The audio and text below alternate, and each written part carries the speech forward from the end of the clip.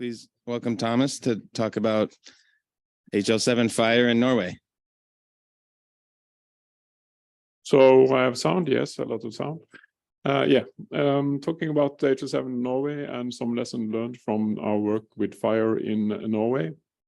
Did nothing happen?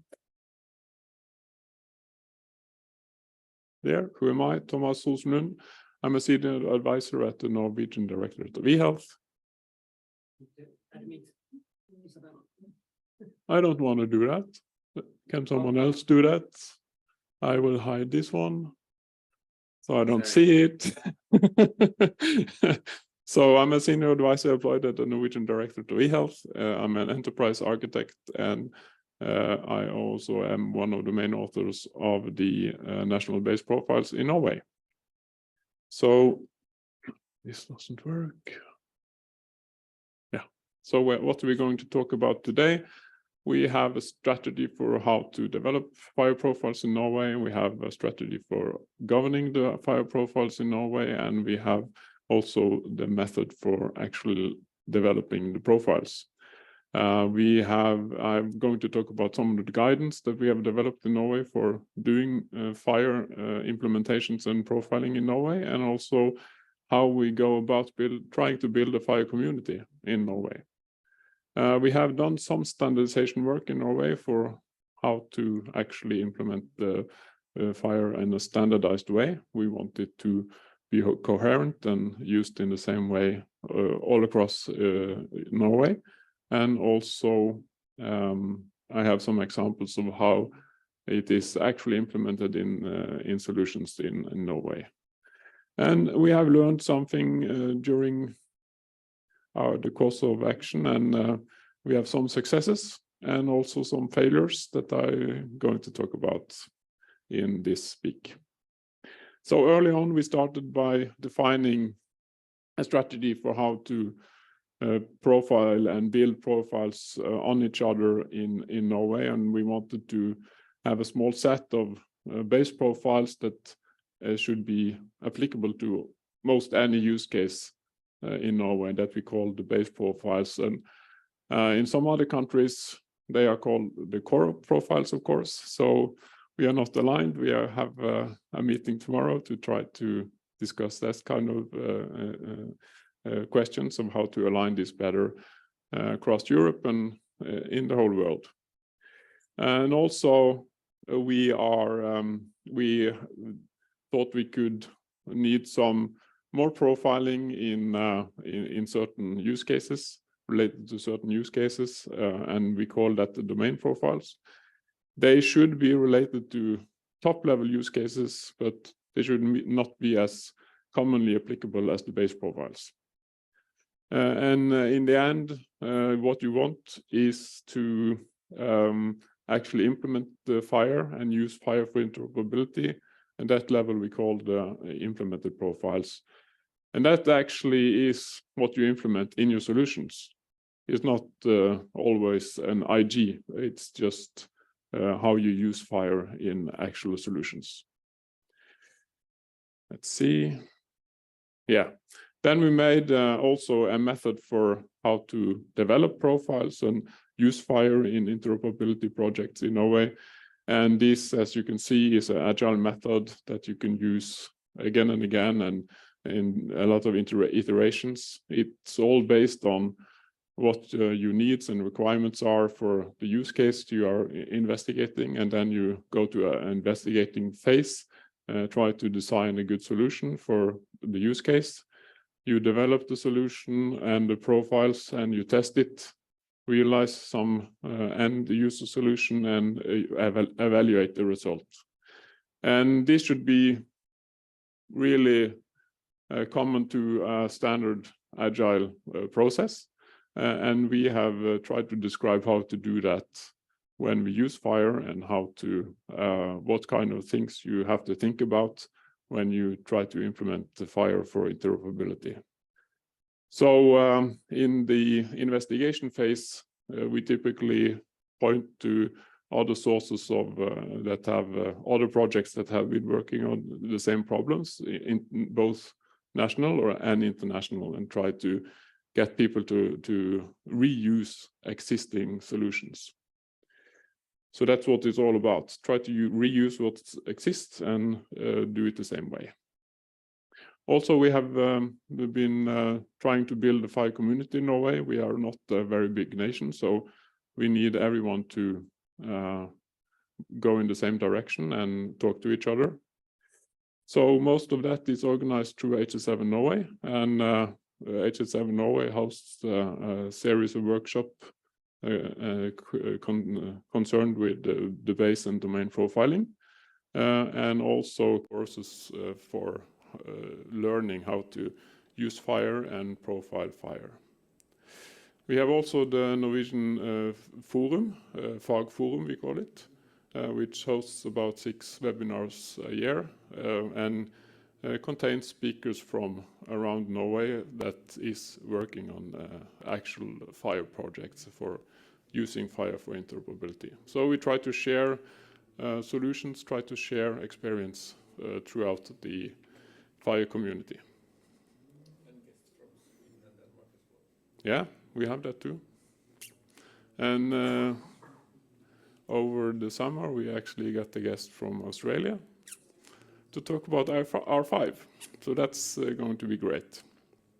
Also, we try to write up some guidance on how to use FHIR, and we have a best practice page on HL7 GitHub for rules and methods for profiling, all the rules that we follow when we do the domain and base profiles when we build those are documented there. Also pointers to existing profiles and projects that we know is ongoing, and important places for research and best practice for using terminology in FHIR, and especially for terminology that is used in Norway. And also, of course, pointers to the national profiles are there. So what we have standardized, we have made some normative documents concerning use of FHIR in Norway. The most important is the base profiles, of course, that has been validated in HL7 Norway process. And also the organization that I'm working with have recommended that we use HL7 FHIR for interoperability on APIs, and also use the Smart on FHIR framework for integrating apps in healthcare applications. So they are also normative to a degree in Norway. What's important to understand about this, there are no sanctions to not follow these recommendations. But they are recommendations, and I think that they have some traction in the community, and they are actually listened to in some way. Also, we are trying to develop the domain profiles. I'm going to say a little bit more about that later. So the base profiles is, I think, the most important work that we are doing on how a standardized way of using FHIR in Norway. One of the main principles that we decided early on was that it should not be stating any mandatory conformance requirements in the base profiles. We wanted the base profiles to be able to be applicable to almost any use case you could think of in Norway. And by having this principle that you don't state any mandatory requirements in the base profiles, it's more suggestive. What you earn by that is that most anyone can actually use it when they try to develop a solution that uses FHIR. So have we had a lot of mandatory conformance requirements in the base profiles? I think we would not have got the people to actually reprofile the base profiles for their own work. So I think that's an important principle and has been quite successful. So what do we actually document in the base profiles? Some examples on the slide. Typical, how do you identify a patient? How do you code those different identifier types that we have in Norway? How do you express that in FHIR profiles and in FHIR resources? Also, the same for healthcare professional qualification, how to use related person and how to identify the organization. And also we have some special extensions for expressing the Norwegian cadastral address that is not supported by the international standard. So that we had to extend and do ourselves. So here are some examples of how we are using FHIR in actual solutions in Norway. Dag is working on the SFM, the central medication module that is rolling out as we speak. I think you were talking about 100 actors connected at the moment. So that's going well. And also we have the personal connected health and care hub that has been quite successful with municipalities in Norway. And core medical record have some FHIR APIs, also Helse Norge, and also the lab result service that's a centralized place for storing and retrieving lab results from every patient in Norway. So some successes that we have had. I think the base profiles are our greatest success, actually. I think most projects actually look to them and use them in some way or another. And that's important because then we have some common ground that everyone can agree on for implementing and using FHIR, and that helps interoperability in Norway. So also, I think the effort on building the FHIR community have been quite successful. I think that the webinars hosted as FHIR Fagforum have been successful and draws a good crowd every time. Also, the official recommendations from the directorate have gained some traction, and I don't think we would be where we are today if we didn't have those recommendations in writing. So to the failures, we had a great effort to try to publish the Norwegian Master Person Index in FHIR. That was not a great success. That was a great failure because we didn't get the actual performance to be good on that solution. We had a lot of extensions, and that I don't think that helped the performance much. Also, the domain profiling is moving too slowly, I think we can say, and we have a lot of problem aligning the LOINC magic value with the actual SNOMED terminology that clinicians want to use and say they need to use for expressing the things that they want to express. So that's my last slide, my contact information during DevDays and afterwards here, and then for the Q&A. Thank you, Thomas. Thomas, could you explain a little bit more about the personal hub, that success and how that came about and how it's being used? Personal connected healthcare and care hub, yeah. The main use case for that is for the municipalities when they are collecting data from the patient's home and they want to reuse that data not only in the solution that collects it but also in other solutions in the municipality. Then they use this hub for actually connecting their different solutions and conveying that information using FHIR to other solutions in the municipality. And also we are trying to build upon that a way of communicating the same information to hospitals and other parts of the healthcare system.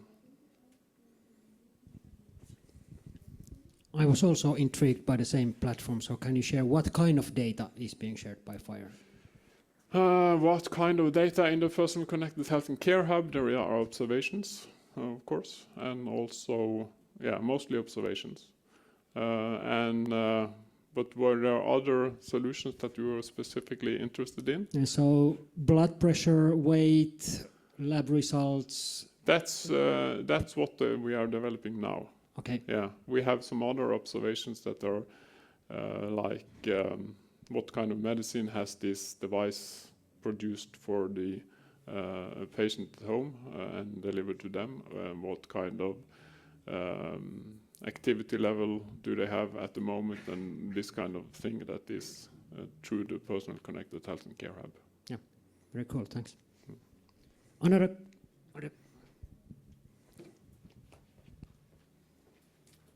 You have mentioned some projects, but have you an idea of the adoption rate in Norway of FHIR by vendors or primary systems?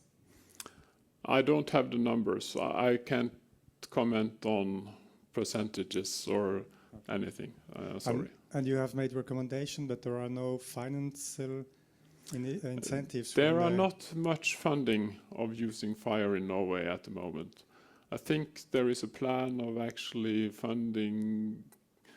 having some funding of HL7 Norway for administrative work and working on the base profiling and this kind of things, but it hasn't materialized yet. So it's expected that the industry is going to invest. Okay. Yeah. And one last question: you mentioned identifiers, so you don't have a national patient identifier. We have a national patient identifier, but we also have multiple fallback methods. Yeah, that's also considered national.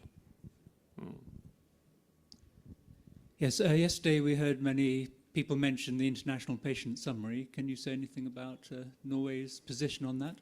Yes, we are going to align to the International Patient Summary.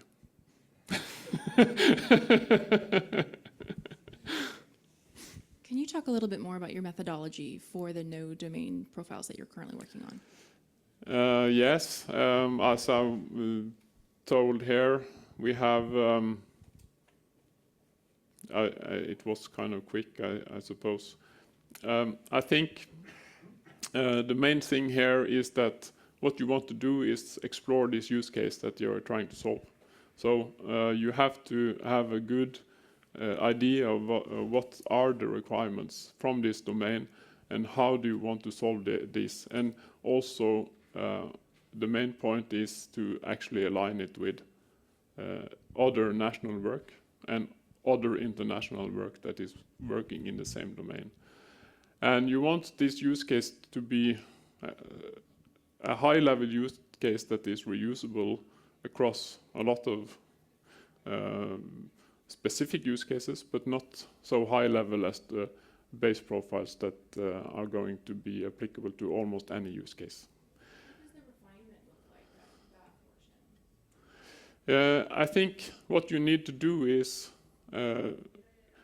just like the keynote says, you have to start somewhere, and you have to start with the basic things and get to try it out and implement and get some experience and evaluate during your project if you are going to be successful.